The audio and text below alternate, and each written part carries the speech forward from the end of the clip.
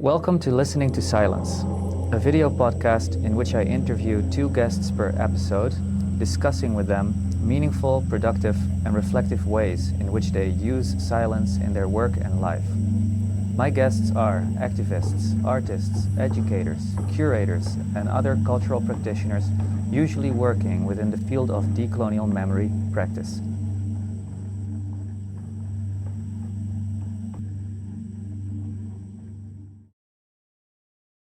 Welcome to another episode of Listening to Silence, the video podcast about silences of all different kinds, expressive silences, productive silences, meaningful silences.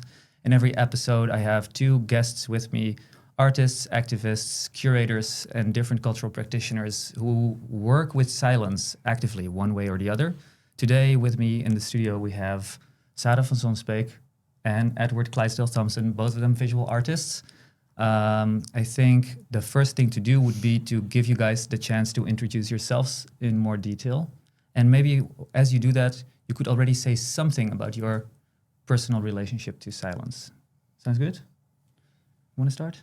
Sure. I'm Sarah van Sonsbeeck. I've been working for almost 20 years now around, with, against, within silence. I still don't know what it is. Maybe that's the first thing to say, because people always ask me. Yeah. It started off when I was still studying at the Rietveld by a project about my horrible, noisy neighbors. And it took me many directions, some of them political, geological, very personal. That's about it. Thank you. Edward Clydesdale Thomson. I'm a Scottish-Danish artist living here in the Netherlands for quite a long time. Silence is not necessarily the central point, let's say, within my practice, but certainly something that is the way an artwork speaks, and the voice through which it speaks is certainly central. But to come to a more of a personal relationship to silence, because I think that was sort of where the question was coming from, or something to do with my memory of let's say, perhaps the difference between silence and noise as a memory, or first understanding of what silence might be, or because of course you can approach it from a more of like a physical side, symbolic, metaphorical side, but from a purely kind of physical side, as a child, I grew up in quite a loud and noisy household where there was I have one brother, and he would play a lot of music. The house was always full of music. But at a certain moment, there was a shift. He's autistic, but he also developed epilepsy as a young teenager. I'm 2 years younger than him. So at a certain moment, there was a flip, and noise became something that he would be extremely triggering for him. So almost overnight, probably it feels like overnight, but perhaps not. It felt like we went from a household that was very, very loud to one that was very silent, where the noise had suddenly stopped because that having sound around was incredibly triggering and very detrimental for his mental health. And so that was a kind of a personal, maybe a first I didn't understand it then, but looking back, that there was a sort of an understanding of a difference between being in a place that is loud and being in a place that is silent. How was it for you, this shift, kind of going from a loud household, a noisy household, to a silent one? Yeah, it was very, very confronting, because then you become aware of the noises you make, and you become aware everybody is sort of on edge, tiptoeing around something, right? Trying to be quiet, trying not to disturb, and you as I was quite young, maybe I was like 10, let's say. You don't really, you notice it and you understand it and you kind of follow it, but it creates a nervous tension, and that still happens because, of course, many people when they leave puberty, epilepsy goes away, And that also happened with my brother. He no longer needed to keep taking the medicine. Right. But I mean, that's fantastic. That's Yeah. great. But he still sometimes has almost kind of like psychotic episodes.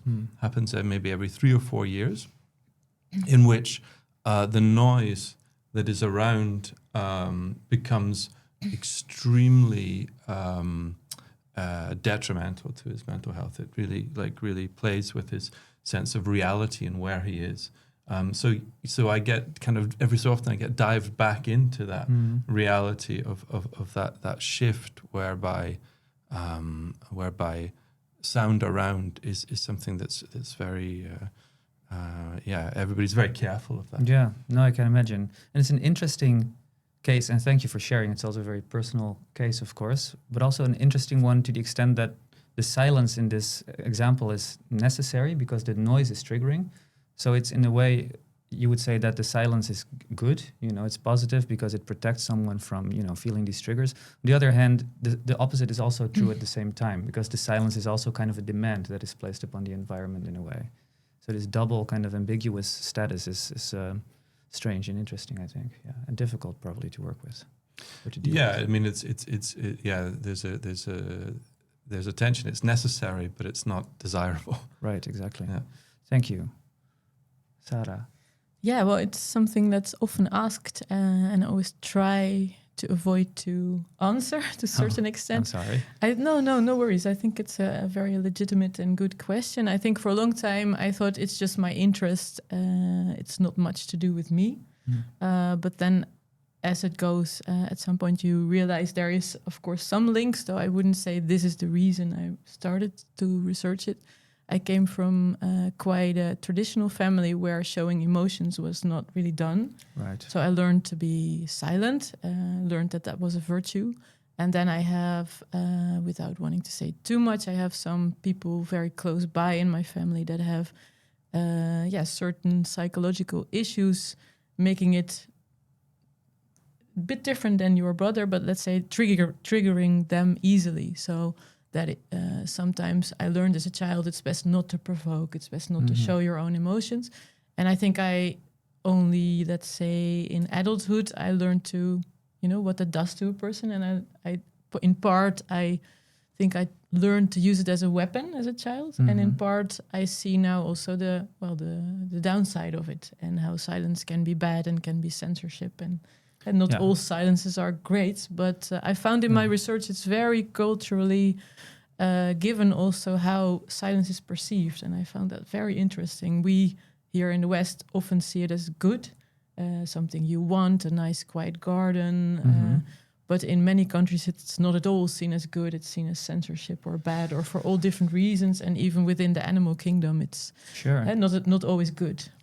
No, that is true. It's interesting that you would say that in the West, people would see silence as something good. I know what you mean in terms of a silent environment or like a quiet place where you can relax and rest. Yeah, this is certainly valued. But then at the same time, for example, in the Netherlands, this kind of debate culture where silences are there to be broken in activist circles, also internationally, silence, I think, is sometimes even almost automatically interpreted as something that is probably because of censorship and therefore needs to be broken, or the condition needs to be resolved by voice. Yeah, although again, for instance, I heard a beautiful quote. I once asked 100 people, what is silence to you?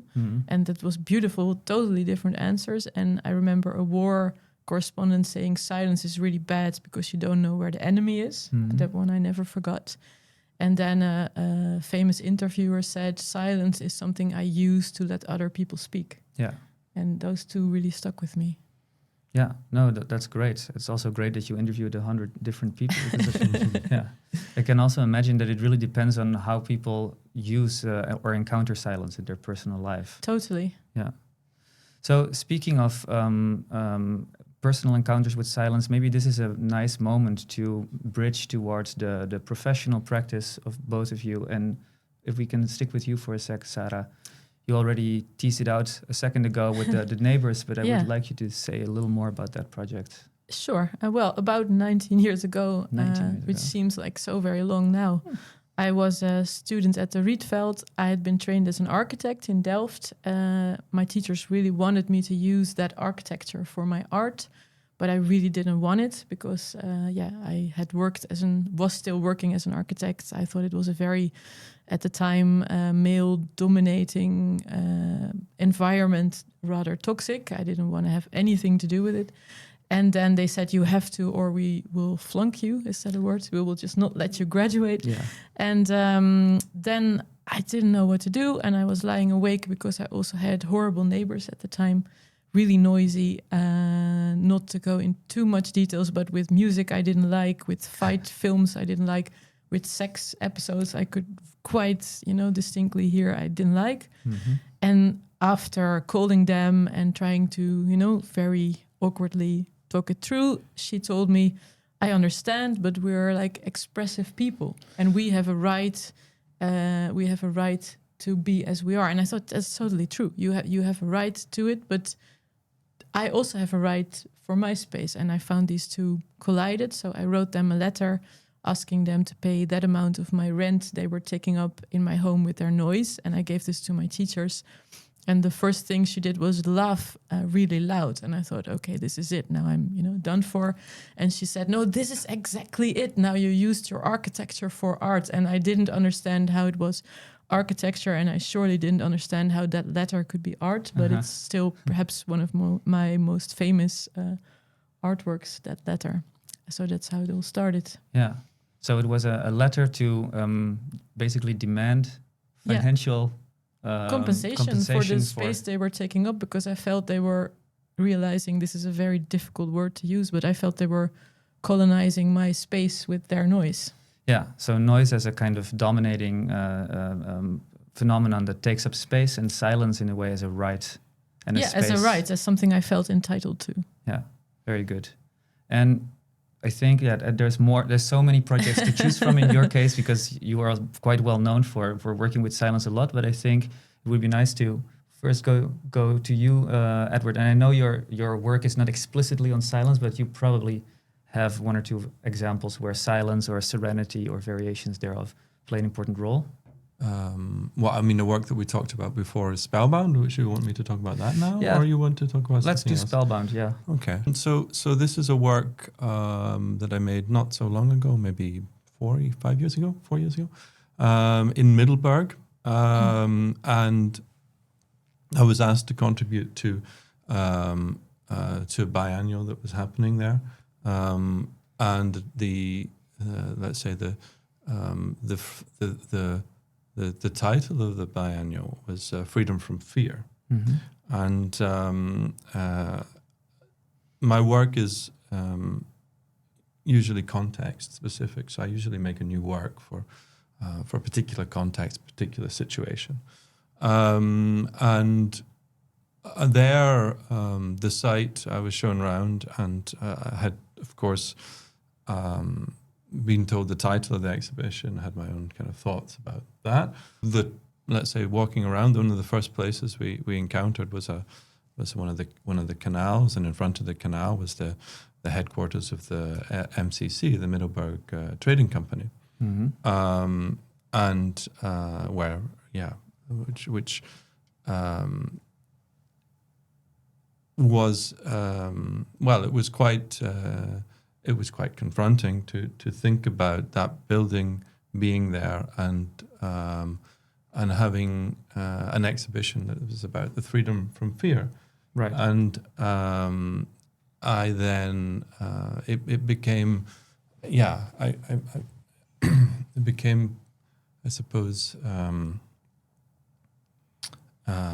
from then on, it became quite quickly apparent to me that I wanted to make a work that reflected on the history of this slave trading company in Middelburg. So I chose a location that was adjacent to the headquarters. Yeah, I was inspired really by seeing these muddy canals where you can't see the bottom of it, Mm-hmm. and thinking really about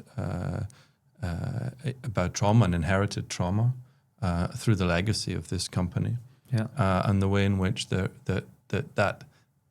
can somehow sink below the surface, but never really dissipates and can always come back up. Right. And I wanted to try to find a way to reflect on, let's say, the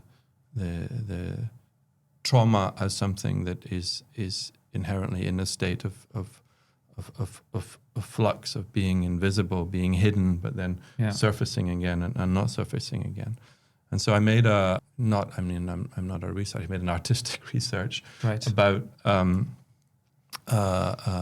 looking at the MCC and where it had its headquarters in the Volta Delta in Ghana. So I was curious about many of the representations you have of this period, or of these big slave ships, essentially.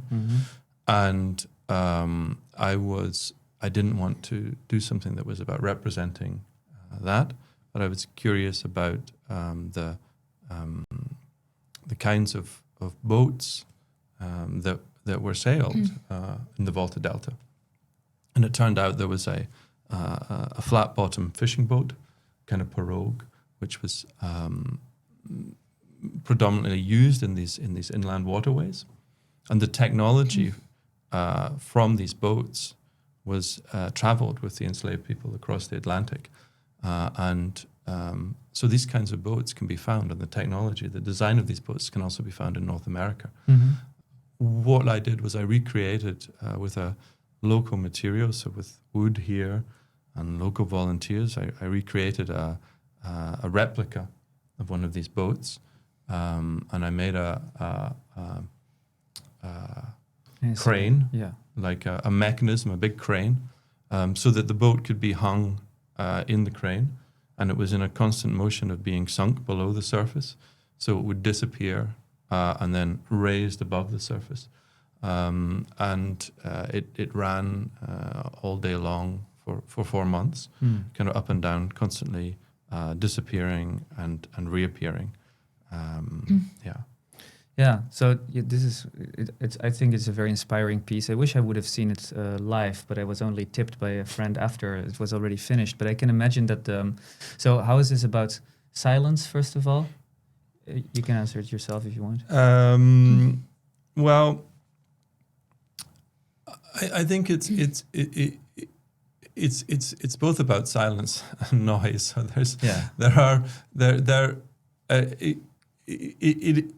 there is a kind of a silence to the boat sinking down below the surface, and like memories being repressed, like it's being exactly like it's being repressed, like it's being covered up. So there's a kind of a more of a like a metaphorical side to it, or allegorical side. So it's disappearing into the mud. Sound silence is sort of coming. You cannot see it, and then it's reappearing. And there's also a physical kind of audio quality to it as well, because you have the water that then also splashes out of the boat as it comes up. So that there is a more allegorical, but there is also a more practical side to it, and an audible side to it as well. An audible side to it. You have the clunking of the metal and the chains, of the chains and of the mechanism, which is also hanging. In a way, the piece was there to shine a light or discuss the kind of the colonial history of the colonial history, but also the perpetual kind of trauma in a way, and I wanted the work to be a point of discussion about that. But you could also see in the way that it was being discussed, in the way that tour guides were talking about it, that process of repressing that history was also being mirrored in the discussion of the artwork. In the way in which it was presented to audiences. In the way in which it was presented to audiences. Yeah, so, and this is a question that I'll have later for both of you in terms of the reception of your work, because this is, of course, I can see how it is about silence and in several different ways, including the repression and the return, kind of the resurfacing of trauma, colonial memory. It's about the auditive kind of hypnotic quality probably of the piece itself. That kind of it's probably why you call it spellbound. Is this why you call it spellbound? No, the title came from a research proposal that I was invited to be a part of, and there was a group of researchers that were going to be looking at let's say the colonial history through the lens of people being spellbound by the image of these big boats, and then therefore through that spellboundness, that wonder, that they were not able to act. And I found this a kind of a curious doubling that you often find in art, and this relation between, let's say, the beauty of something and maybe the trauma that it represents. Right. And I wanted to try to work through that with the piece. Yeah, that makes sense. So there's even a stillness or a paralysis attached to it as well. But then, of course, ironically, maybe the work is very nuanced, and the risk might have been in with this particular work that people would not catch some of the deeper meanings without a more explicit explanation, perhaps, that would present it to them as such. This was an example of a engagement with colonial history, of course, and I know that you've also done that on multiple occasions. So maybe you want to. I know we have several possible examples, but you can choose which one you want to discuss. Oh, sure. Let's dive into the deep end and talk about J.P. Koons as Raoul Balai of the Black Archives kind of dubbed my work. I ended up choosing another title, but I still think J.P. Koons is pretty awesome title as well. I have to say maybe collaborated is the wrong word, but you helped me in my artistic research by writing a beautiful text as a kind of first perspective. Thank you. Yeah, it was the first one for me, by the way. It was beautiful. Yeah. And ontbloemde geschiedenis. I don't know. I can't translate that properly. I think for a long time maybe the past 10 years, I've been thinking about monuments and public space. Maybe there my heritage as an architect kind of hopped in. And the Koons statue had come to my notice when Thierry Baudet, during COVID, he's a right-wing politician of Forum for Democracy, ironically, because he's really not very democratic. But he posted on Instagram these images of him putting flowers at statues of colonial, I'd venture to say criminals, but let's say it's statues of colonial figures, historic figures. And underneath this Instagram post, he wrote, "We should honor our heroes." And I felt very angry by that post, but only after a bit I realized it was the word "our" that really angered me so much, because I thought it's excluding, it's saying, okay, if you don't consider this a hero, you're not part of us. And it's very clear whom he's targeting. You could say all people with heritage of the ones that were wronged in this period he's basically targeting. So it's very fascist remark. And I went to a gathering in Hoorn where the statue is standing, where people were discussing should it be removed. It was very peaceful. And then at some point this totally changed and people came with violence, throwing stuff. It became really angry.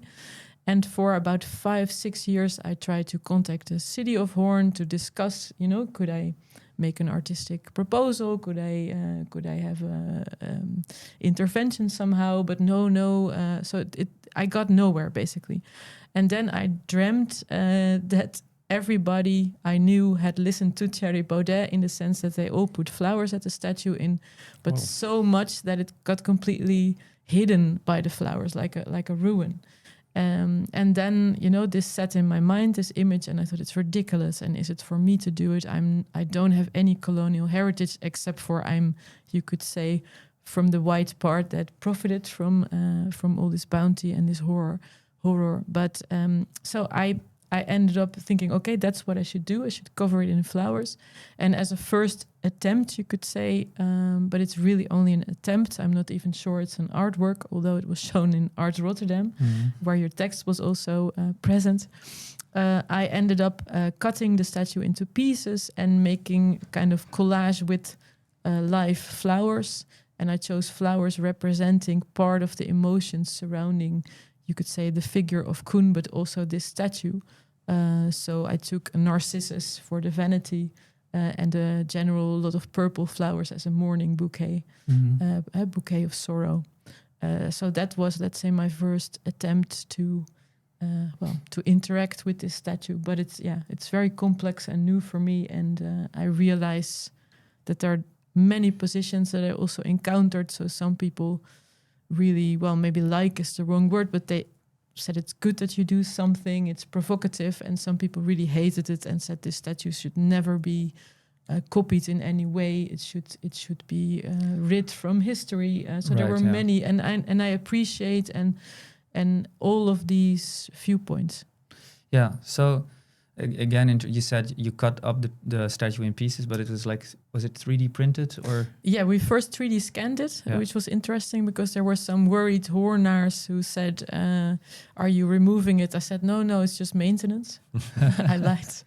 And then we 3D scanned the whole thing and we got the model, and then I printed parts that spoke to me of the power position. So the boot, you can stand in somebody's shoes, but you can thread over a boot. He's wearing a riding boot, of which the part where you can hurt a horse with, I don't know how you explain the spoor in Dutch. There's a metal part. I think it's spoor. It's a spoor. Yeah. It got removed. It got stolen. I thought there's so many fascinating things about this statue, and part of the cloak. And we took the clenched fist that really speaks to me of anger and of oppression. Yeah, and not the face.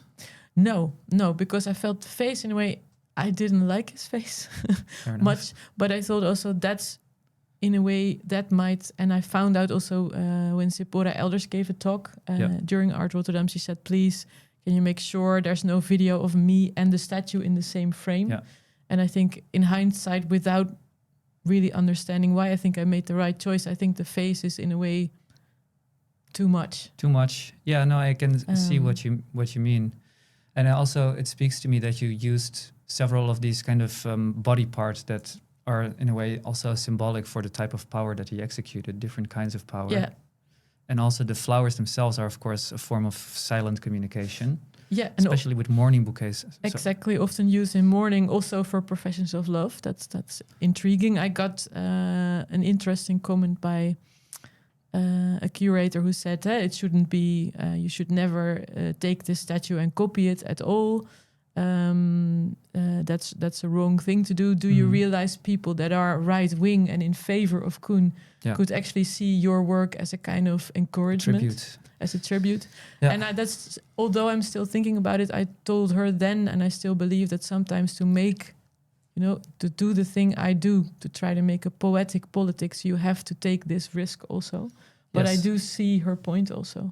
Yeah, and what it proves in any case is that it affects people kind of actively and emotionally. And I think part of the reason is that flowers are very complicated communicators. Kind of often flowers are also used in situations where words, cannot really grasp what you're trying to communicate. They say zeg het met bloemen, hè? Say it with flowers. Say it with flowers, yeah. So this is why flowers at funerals, but also in love and in romantic situations and many other types of situations. And then they're also quite poisonous. So the flowers are one of Holland's biggest industries. I think that spoke to me in a way also why to use it, because this again Koen protected, you could say, the trade in spices, and in name of this he killed so many people, or under his reign were killed so many people. But in a way this Holland is still a trading country, so these flowers are one of the biggest trading commodities in the Netherlands, but also very poisonous, given to all the poisons used to keep them as beautiful. So it's by their nature, cut flowers are a very double commodity that I felt in a way are fitting to this topic. Yeah, that is very true. That's also true. And then plus the fact that flowers are always basically in a perpetual kind of a process of dying. Absolutely, yeah. Which is the opposite of a statue, which is really supposed to be built to last forever, and also what meaning is attached to it, and kind of the normative, message, like this is a great man, for example, is they build a statue to make that last forever, whereas a flower is in a way a strange type of gesture because it's already kind of disappearing the moment that you use it as a gesture. Yeah, it's already dying in your hand. It's true. Yeah. So these are all, the silences are multi-layered in both of these works, I would say.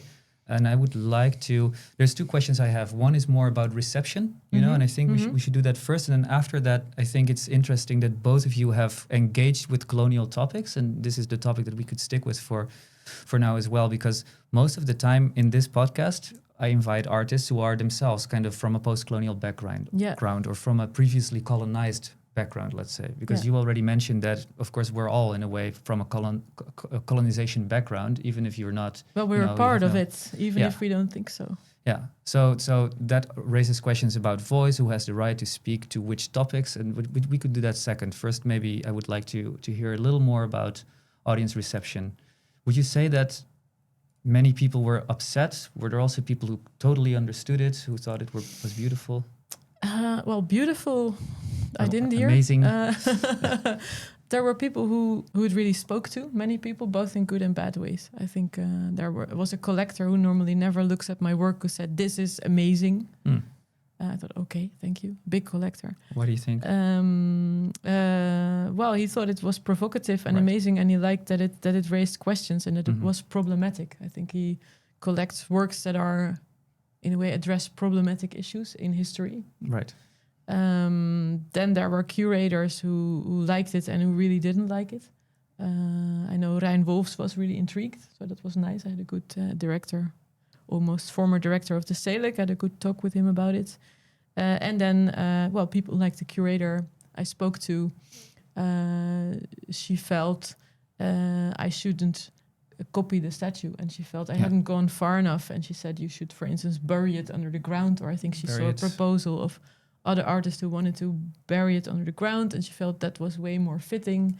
And she told me also that I, as a white woman, was maybe not the one to do this because there were silenced voices that were needed to be heard, which I can totally understand.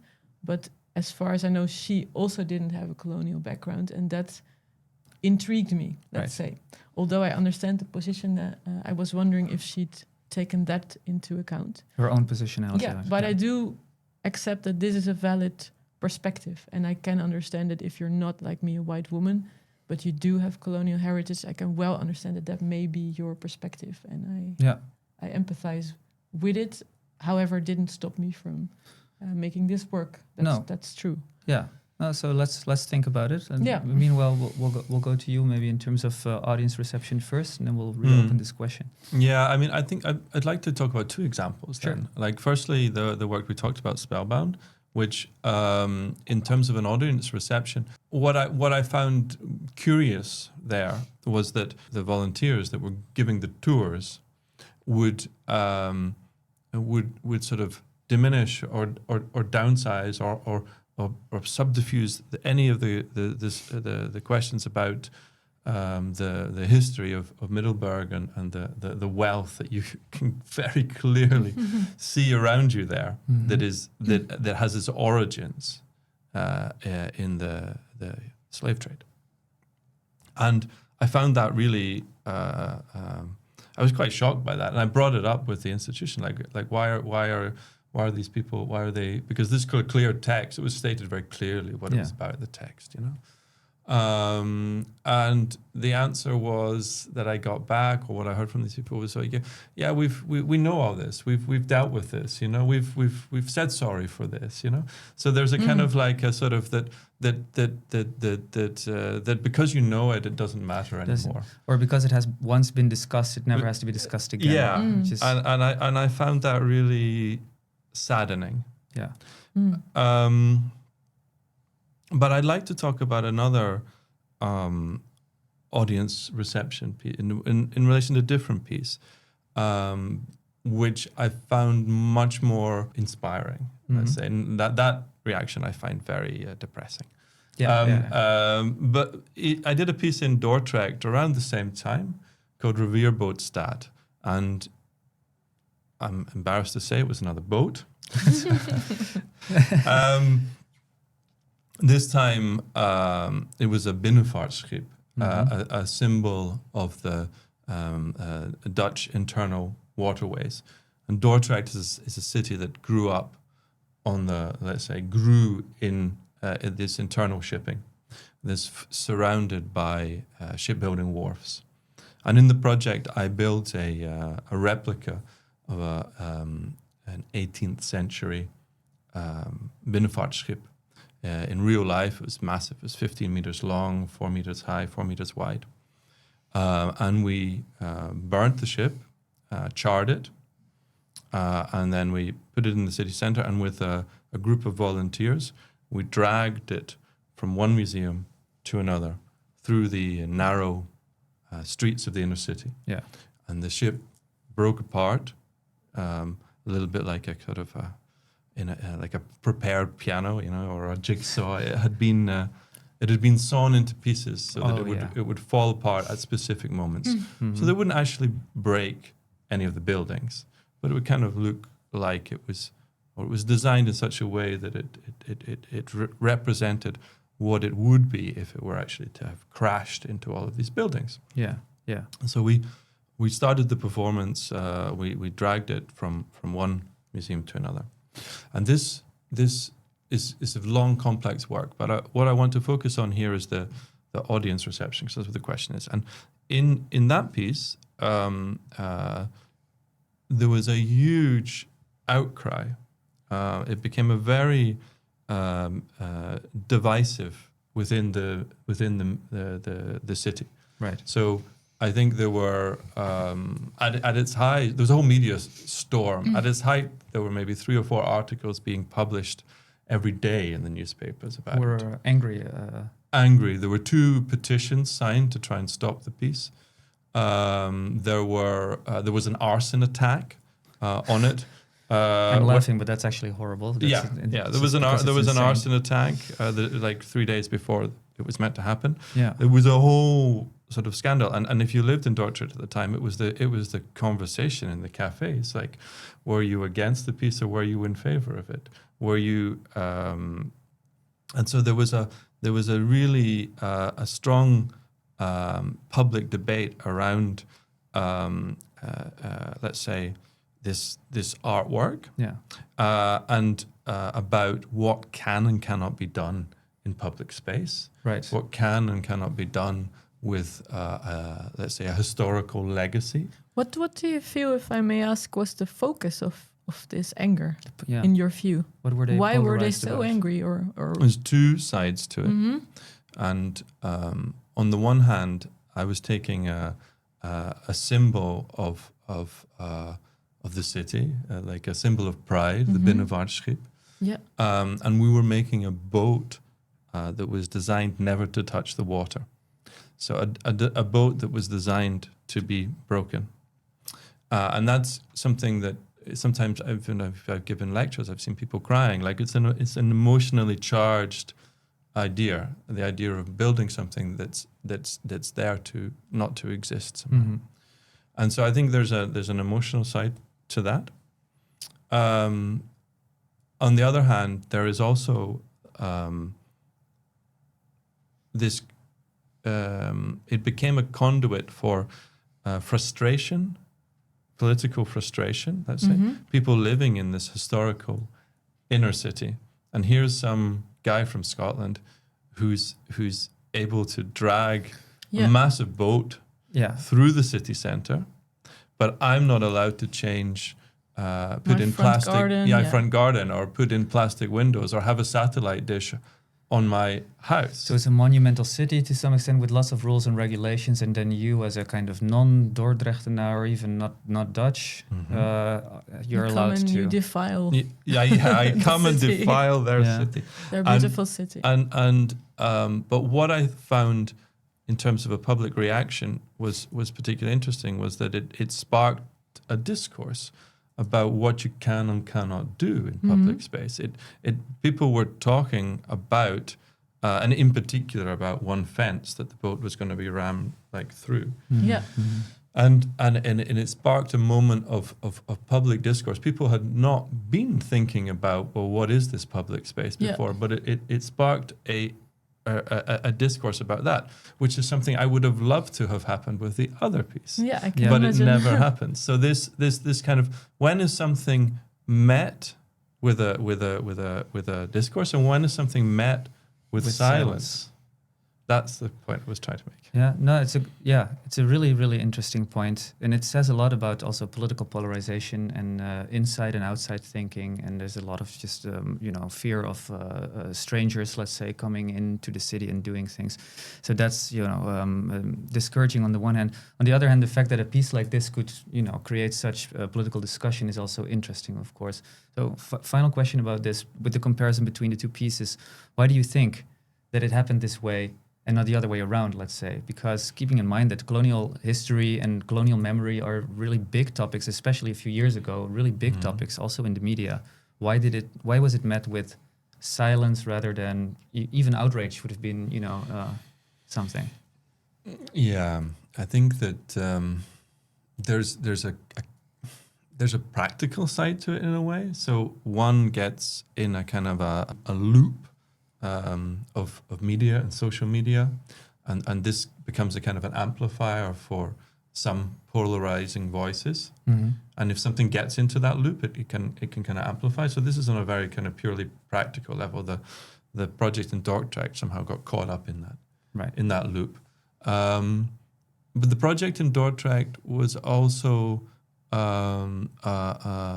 embedded much deeper. We really made the boat there with the people for a long period of time. I'm wondering if I may, again, with respect, like to me, the Middelburg piece is so much more provocative. I admire you greatly as an artist, but like speaking for, people descendant from slaves that are, I think, not in this room, to me, it's immediately made me think of a body. It was often a punishment to be keelhauled, to be put underwater and taken up. And this, to me, it kind of still, now I get goosebumps if I think of it. To me, you're an amazing artist, and I think this piece is good also because of this. But I wonder if, in Dordrecht, the people that opposed to it were probably the white people loving their city, confronted with you taking their symbol of pride, the boat. But let's say that the real provocative things about the sculpture in Middelburg are perhaps provocative to people who won't speak that much about it. I don't know. I'm wondering if that could be the case. Because to me, it's the more provocative piece. I admire the piece, but it's, it gives me goosebumps still. Yeah. I think perhaps you're right. I think that's possible. I think that the piece in Dordrecht was opposed strongly by the historical societies and the people that were particularly interested in the history. And I was taking. I was working with the history of shipbuilding, the history of collective action coming together to make something, and I was putting that in the city center, which they thought was more connected to the religious, political history of the city, and so I was juxtaposing a series of different layers of that, and that was found to be very offensive. Whereas maybe on the other side, in Middelburg, you were addressing something that the same kind of ruling authority in the city would benefit from, kind of not escalating too much and keeping small or keeping a little quiet. In a way, in line with this podcast, you could even say the silence in Middelburg was a very strong reaction. Yeah. I was surprised. Yeah. I was surprised by the silence. Yeah. And in hindsight, I'm maybe not. I think in a way that's a very strong reaction in a way. Yeah. To just avoid talking about it. Yeah, the silence in itself. If indeed, thank you for doing that. It's actually like we can really activate the title of the podcast in this exercise here. But if we have to listen to the silence that happened in response to the Middelburg, you could hear. I think you could hear different things. One, you could hear the denial and the kind of the repression or the remarginalization of the topic that you're trying to kind of like bring to the forefront. But as you were saying before, there may have been other people who actually did resonate with the piece, but they would perhaps not use their voice in public to expose themselves or to invite the type of polarization that then usually happens. there might be voices that kind of protect themselves by speaking among each other, but not so much, for example, on social media about a certain piece. Yeah, I know, of course, of your piece through because people were talking about it, just not publicly. So that's an interesting thought in terms of where the voice is actually, which type of stage the voice actually claims. A quick question, and we are already kind of moving into the final section, which is about silence in society. But I would still like to hear both of your thoughts more directly on the question of positionality. As, let's say, white artists, having worked with colonial topics, you've probably thought about this and have had conversations about this. What do you think? Well, I think for me, I awoke to this issue a little bit when doing a show in the old church in Amsterdam, which is already in, I guess, 2017, so almost 10 years ago. And to summarize, this is a church from the 1300s. Its patron saint is Saint Nicholas, not the one you know from the nice gifts, but the protector of sailors. Oh, it's a different Saint Nicholas. It's the same, actually, but he was there before, and he's the protective saint of all the sailors. The ship, I'm saying, the church was built by shipbuilders, so its roof is basically an inverted ship. But a lot of precisely those people Thierry Baudet was kind of honoring were buried there. So there were stones by many seafaring, gravestones of many seafaring people. And I was given the chance to do a solo there, and this was the time when the word immigration crisis was just firstly been dubbed in the Netherlands. Hard to imagine now. And I saw many photos of asylum seekers, migrants who had suffered sea trauma and were then covered in these golden mylar blankets. So I ended up putting 333 safety blankets. But at first, when I got this idea, I thought I cannot do this because I'm not an immigrant. I'm not of their descent. I'm not even related to one, not married to one. And I remember speaking to Hedwig Feijen, then of Manifesta, who told me, okay, Sarah, you really have to read up on inclusiveness because actually you are part of the problem. My family dates back to the 1400s. From Zwolle, they were tradespeople. They worked themselves up to city council position. Far as I know, they were not slave traders, but one can never fully know.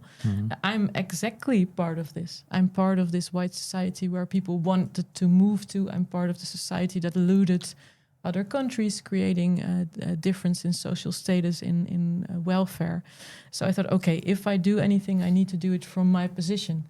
And that's what I think I've been trying ever since, to do it, keep it personal, let's say, try to do it from my position, but also be open to other voices and realize that there will be many reactions and perspectives to it and that they're all valid. Yeah. I like that a lot. I also like that position because it is something that happens a lot where there's a lot of, let's say, cultural pigeonholing, where certain topics are only supposed to be addressed by the people who are almost, once you start really thinking about it, it becomes very awkward or even painful.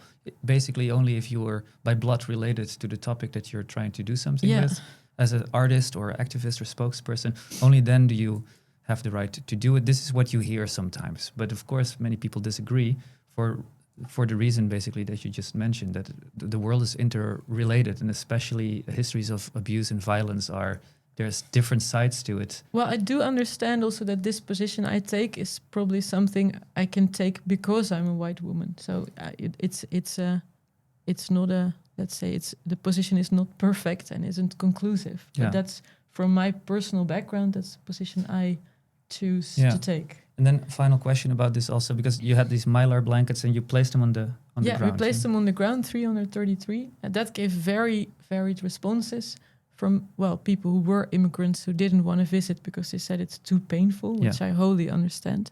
From church goers, because it was still an active church, who said they, meaning the asylum seekers, are now in our church already, which I found very hard to stomach.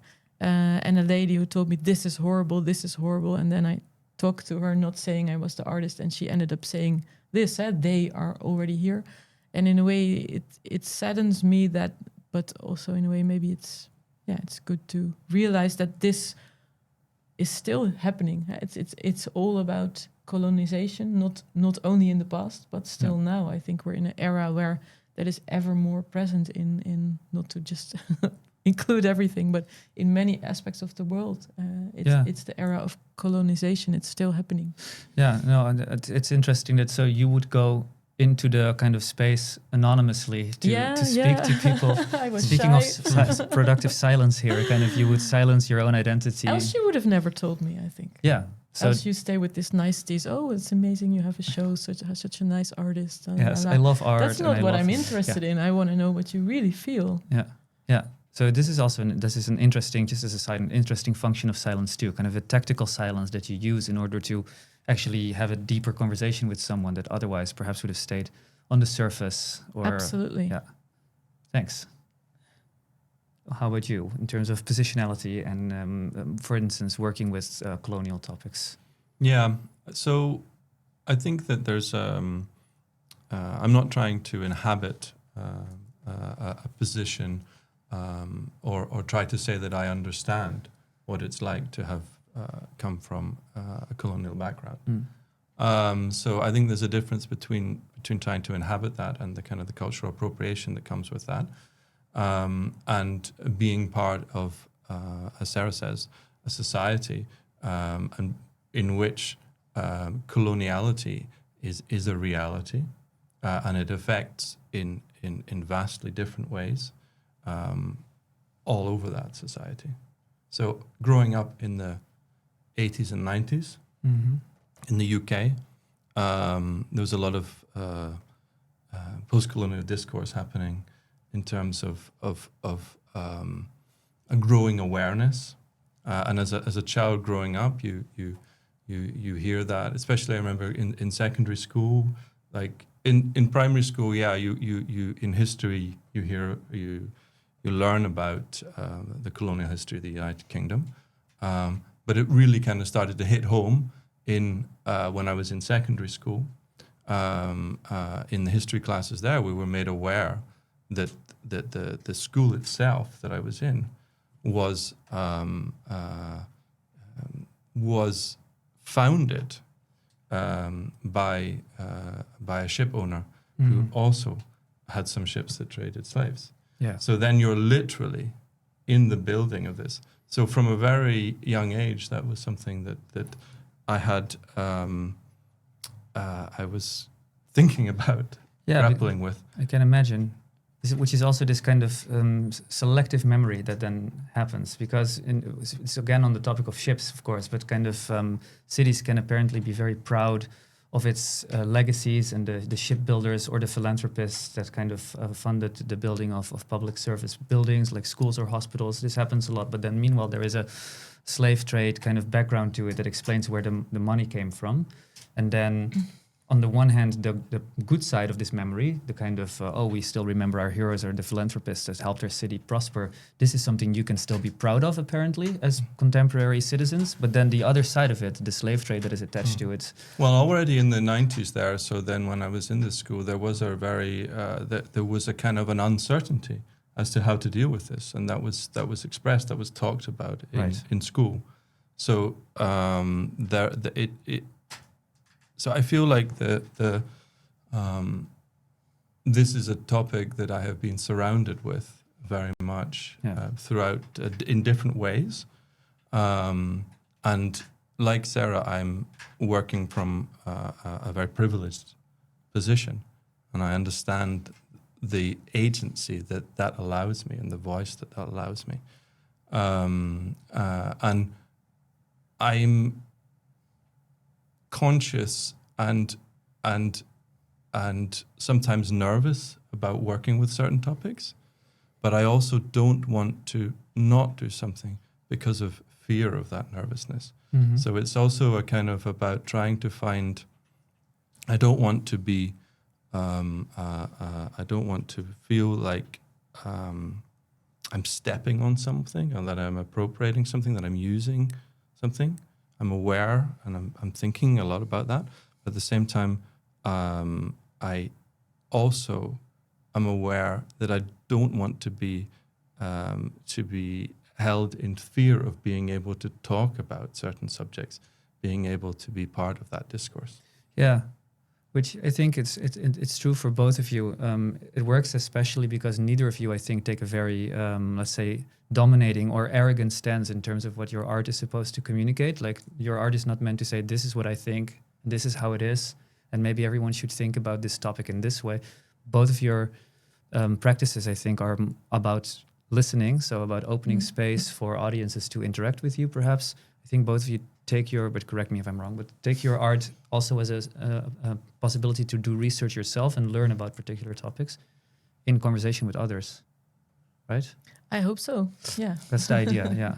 But I have one last question for both of you, which is about art as a way to address political topics in society. Do you think, because silence and political topics are often, difficult in society, and people talk about it, but nothing really gets solved. Do you guys see yourself as political artists, and do you use your art kind of as a way to communicate about topics that are difficult to talk about otherwise? It's a huge question. I'm sorry. You start. Make it as small as you want. All right. Yeah. Okay. I absolutely do consider the art that I make to be political. And I think that as I develop as an artist, I bring that more and more to the front. I find that work that I made maybe 15 years ago, there were layers of abstraction which became convoluted and did not allow the work to speak. I'm not trying to, nobody's interested in in an artist's politics. That's not interesting. But what's interesting is what the work does and how the work comes across. So I do think that the artwork I make is political, and I try to find I try to find simple ways of talking that allow the work to be able to also communicate. Yeah, to communicate perhaps things in ways different than having a regular conversation about it. Right, yeah, thank you. I used to think not, because I don't like politics, especially at the moment, actually. I really don't like it. But the mayor of Mönchengladbach, a town in Germany, once told me, Sie denken vielleicht, ihr seid kein Politiker. You probably think you're not a politician, but Ihre Kunst is poetisch-politisch. So he said, my art is poetically politics. And this I'll like to stick to. I think he phrased it better than I ever could. Well, you use beautiful German to repeat it. Dankeschön. Yeah. So a poetic way of doing politics. I like that a lot. So let's just leave that up in the air so that everyone can resonate with it in their own way. And then we go to the final segment, which is the objects that you brought. Yes. There's 2 objects lying here on your side, Sarah. Yeah. And then there's no objects on your side. Who should start? I don't know. I think we can start with you with you have to explain why there is no object, yet you brought something. Yes, there's no object, yet I brought something. That's true. I wanted to bring the birthmark that I have on my right hand, which is almost invisible now. We'll make a close-up of it later. Believe me, there was for most of my life a birthmark there. And I bring it because as a child and being dyslexic, I could never differentiate between right and left. Mm-hmm. And this, while not a particularly big problem, my mother found a creative solution for it by looking at my hands and saying, oh, you have a birthmark here. So ever since then, whenever I need to know what is right and what is left, I look at my hands and I look for the birthmark, and there I know what is right and left. And still to this day, when I'm thinking about right and left, even though the birthmark is gone and almost invisible, I still look at this hand. So it's something I take with me every day. It has a silent meaning in that sense. It's something that I carry with me, and it's a tool for me to be able to navigate. Yeah. Yeah. Even though it's disappearing as a visible mark, you can still kind of it's still there somehow, or in the way in which your body is orchestrated. Yeah, it's a kind of memory, almost a muscle memory. It's a muscle memory, yeah. It's like this. I know which is right because Yeah. I did this. And a connection to your mother, of course, to the extent that she gave you this tip to work with it. Yeah, no, beautiful. Thank you so much. Thank you. Well, I took 2. I try to grab them. They're both related to the hand. This is a bronze copy of a prehistoric hand axe. You could say the first object of art and the first piece that humans made to turn the world to their advantage, you could say. But the piece I maybe talk about, funny enough, these are similar. They're both related to the hand. This is a knijpkat, like a flashlight. And it was made in Kamp Vught by Jewish refugees. Whoa. As a kind of, you could say,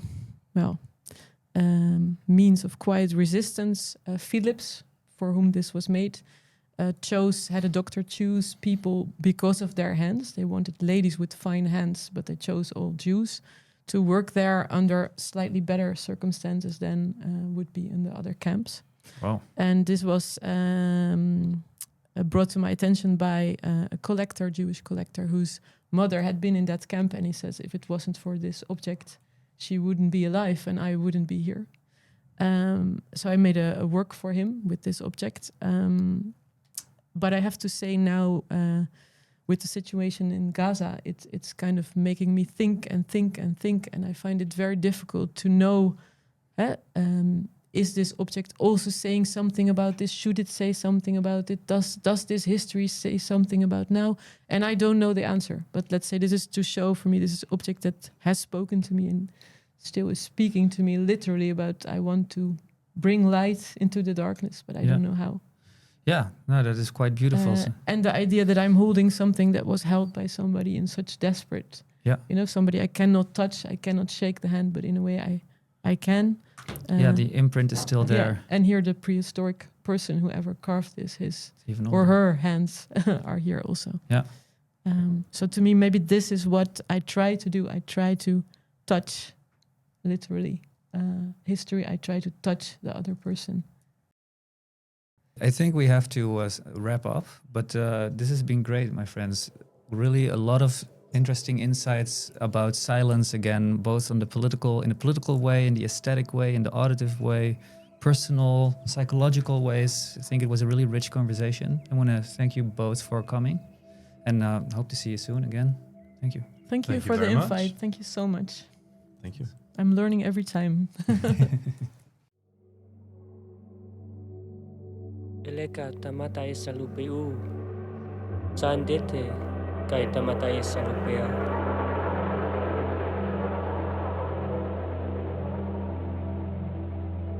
Sa ndete au mina. Leke mtulu mina.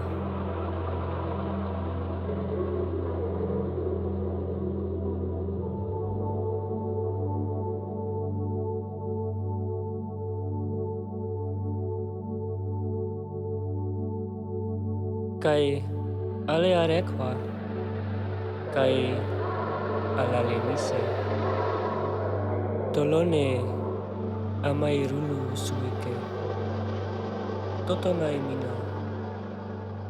Sandete au